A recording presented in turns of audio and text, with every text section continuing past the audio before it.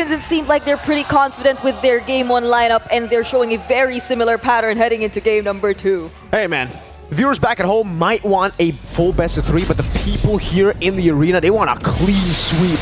Vamos 1-0 up on the Bloodthirsty Kings, and BTK, this is proving grounds for them. Can they walk the talk? This is match point for Team Vamos, and they will definitely want to end this with a ticket to the knockout stage.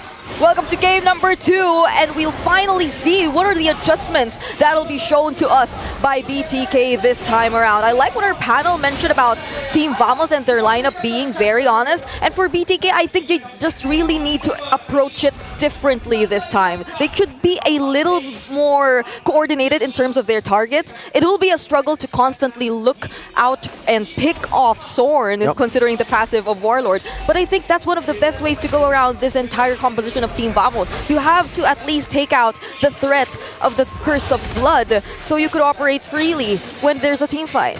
Yeah, they also need to just have more prior on the neutral objectives and secure neutral objectives early, right? The biggest problem for BTK in game number 1 was the fact that they weren't able to get a gold lead at the start of the game. That's a mastery for the Irithel. Great call from Renmar earlier. And yes, this Irithel is actually a pretty good lane. You can see Shark walking up. Nets will purify out. But man, that's a lot of damage. Concussive Blast from Shark. Doing a lot. Nets has regen though, should still be safe. Could we say right now that BTK have realized now we don't want to really fight the mid duos as much anymore. Yeah. We want to rotate a little bit more towards the side lanes so we can split up or spread out the attention, because it seemed like it worked well for Team Vamos when they were able to like just tell the members of BTK to, now let's just fight constantly here in the mid lane and let our side lanes do their own thing, because it didn't work well earlier for Team Vamos. So now it seems like BTK, they're clearly showing us some adjustments here in the early game. Okay, Shark will be clearing out the mid lane. Warlord level 4 on a signature pick, at least back when he was an MDL RQ Senna. Shark trying to deal with Warlord here. Baits out the Bat Feast. It will be a stun over to MObazane. Chibi looking for a Spear of Alpha defensively. They've conceded it over. Chibi wins it out. Eternal Guard not connecting. Fly Chicken goes for the procs. And again, it's Vamos who secure the first turtle of the game. BTK pushed back to their own jungle. And Zorn was the only one who zoned out MObazane. Like, he was enough just so MObazane couldn't actually penetrate that turtle pit. And we might just be able to pose the question of, wait, all right, Nets will be able to survive that, but he will have to purify in a bit. And going back, could this really be the way to go for BTK? I mean, we know that they constantly play around MObazane, but you just lose a bit of attention towards MObazane and how secure his farming is. These things happen. Deathly grabs to save him a bit, but Shark with a counter set up. Yep, with the way the dragon, but it gets pulled back. Now Zane is caught in the midst of it all. The Curse of Blood connects onto 3. Chicken the bouncing damage. He goes in for the Infernal Pursuit, but Warlord shows exactly why he is named a Warlord. He goes in and gets 2 kills at the start. That is so unfortunate. Just when BTK attempted to commit it all, the Curse of Blood, the Battle Impact, everything was ready from Team Vamos. And not to mention how Chibi nearly goes unnoticed whenever there's a team fight. There's so much attention on denying all those potential setups here from Team Vamos. And that was a quick punish as well. Just when Shark thought that he could have had his hands on an ideal setup on the way of the dragon, BTK need to be extra careful from this point onwards. I don't think it's nice to see them kind of be affected by the pressure. They're definitely affected by the pressure here. Vamos are so good at playing the mental game on the other hand, right? It's almost like mentality. When it comes to just mentalities, it's Vamos all the way. It's uno, dos, tres, hala, Vamos. 1.6k gold lead with the composition again, just like in game 1, that should be losing in the start of the game, should be winning after the power spike. And Bloodthirsty Kings now, they're going to have to be very, very careful, like you said, but I think careful isn't really the word that they need to utilize now. Like, the word and the action that they need to utilize isn't careful. They got to go and fight. They got to go and take the gold lead back, because if they don't, Vamos are just going to steamroll through BTK. Yeah, and I mean, they can do it as much as they want, right? Their lineup right now, it's so chaotic. We haven't even seen Nets participate in the team fights as much, but Shark definitely looking for his own target, but Warlord again keeps himself safe. And look at just how they're able to manage all the threats coming in from Shark and also securing the turtle while they're at it. Shark is down. The Spear of Alpha from MObazane was used defensively, and you can see the crowd go, wow, no! A pullback! What happened to who's HP bar? Curse of Blood onto 2. Zora with a petrifying Warlord pulls him back. Now Nets is gunning them down, forcing Zane to use the Spear of Alpha defensively again. Chibi in the back, going for the stun. Now off the Zia, forcing to flicker out. MObazane unable to dish out damage. Chicken's running smooth down, and now he goes in for the Infernal Pursuit. Will be able to find a kill, but a turret in the mid lane will fall, and Vamos takes it on. Chicken getting zoned away. Warlord, 5 minutes in, doing this much damage already. A mid lane turret in 5 minutes. That's how focused Team Vamos were in the mid rotations and the mid duos here of Bloodthirsty Kings, and it seemed like they denied them so much, even of their own intentions of wanting to rotate out of the mid lane, because they had to constantly defend the pressure that was being put towards the mid lane. But right now, Nets might just be a target. There's a Purify as well, and he will make it out alive, not unless... Okay, he makes it out alive. Divine intervention, Nets gets away. Chibi goes in deep. Shark has been slain. Chibi is trying to look for another kill, now jumping forward. Soul 7 ready, see ya stunned in. Chibi will get the kill to double, and smooth Alamak with the turret tank up. 7-1 is the kill score you're seeing right now. Team Vamos being very dominant in the first 6 minutes of the game. I mean, look at the goal differences already, especially in terms of the mid lane. This isn't the best situation we've seen for Hoon. He's been denied 2 games in a row. It's the best situation for Vamos. Zayn caught on the Sanguine Claws again, and man, Sanguine Claws and Bad Impact should not deal that much damage in the first 6 minutes of the game. That in itself is already going to be really tough for BTK. They're relying heavily on their frontliners to get in there and dive in. And Team Vamos are not letting that happen. 3 neutral objective takes for the Sicilian, who needs to be the one scaling. BTK, now they're in the thick of it all. Yeah, at this point, they just really have to go for the trades. It's the most they can do, especially considering that even in the very brief moments you decide to show up, Team Vamos, they wouldn't think twice about dealing the damage. You would expect BTK to throw out just the same amount of poke. They have the Granger in their hands, they have the Big Sana.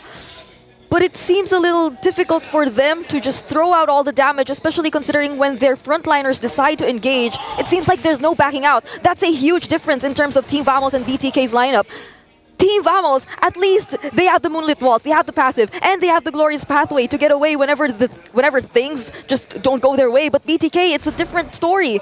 Once they commit, there's almost no way out, especially considering the mobility that Team Vamos has in their hands. Now they're just waiting for the late game, right? It's getting to a point where BTK are the ones waiting for late game.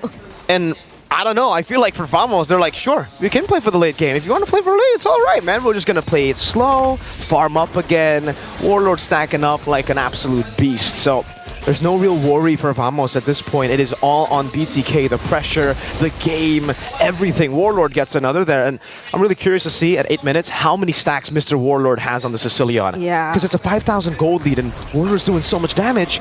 That's another free turret down below. BTK are just constantly forced to give away these neutral objectives, give away even structures. 8 minutes in, down to just the tier 2 in the mid lane and up top. It'll be a trade at least. There you go. Actually, is that impressive? I don't think it's It's not that crazy. It's not that crazy. It's pretty okay. It's like, but I mean, it's all right. It's 8 minutes. We're 8 minutes into the game, but there have been a lot of team fights, I'd say. And another thing is probably I'm also curious as to whether we'll be seeing Warlord and Zorn not together at all in this entire game. But Nets early pickup on the Malefic gun. So talk about mobility, talk about range. Yeah. Team Vamos, it seems like they're well equipped to face whatever potential team fight we'll be seeing in the next few minutes. And that was just Vamos who are going to control the neutral objective. Again, BTK don't really have an entry point over here. Oh. Warlord is just chunking Fly Chicken down. It's a tier 1 for a Lord. Not a good trade, but the only trade that BTK can get right now. MObazane forced to S. Spear of Alpha backwards. Nets gets a turret up top too. BTK are just down to their base turrets in both side lanes now. BTK though, how could they defend all of this? Because MObazane decided to go in and he's just bursted down like that by Team Vamos. And Smooth makes a line for BTK to stay behind. Now you can see the recalls from Vamos. Oh. The easy server are roaring in Malaysia. They actually formed the V in Vamos before they spammed all those recalls. And they're just simply waiting for this lore that they took in their hands. The lane equilibrium isn't that great, so BTK, they might find some ways to deal with this, but I don't know. Just look at the amount of damage Team Vamos is able to throw out, but Nets uses the heavy crossbow to get away, but Shark is punished by Team Vamos way before the Lord even gets to the base of BTK. The Bloodthirsty Kings are down to their last set of turrets. A holy defense stands in the way of Vamos. But what's that to Warlord, who's fully stacked up? Smooth goes in to revitalize as well. Zone in the back line now. That's going to be Smooth taking a lot of hits. The Lord will be able to get into the vicinity of the turret. Zia goes in for some clear. Not the fastest of clear. The turret will be taken down in the mid lane, and the bottom lane should follow next. Nets heavy crossbow to take it down, and Vamos say, we're good, we're happy. Now we will prolong your suffering. And that's a great showing of discipline from Team Vamos, because BTK clearly, they were ready to go. They were ready to look for a target. That was a concealed play used by Shark, who currently is standing on a 0-3, and that is not a great sign, especially if you aren't able to get the necessary trades out of it. So we're looking at an 8k gold lead in favor of Team Vamos, which is all the more reason for them to just hold on to this lead. They don't need to do anything crazy. They just need to play this by the book, because BTK, they're the ones who have to find a way to deal with all this pressure. We've seen them struggle in terms of wave clear earlier, so the second time that Team Vamos gets their hands on an objective... Wait? How do they do it though, right? If there is a possible comeback angle, though it is like, what, very low at this point. Yeah.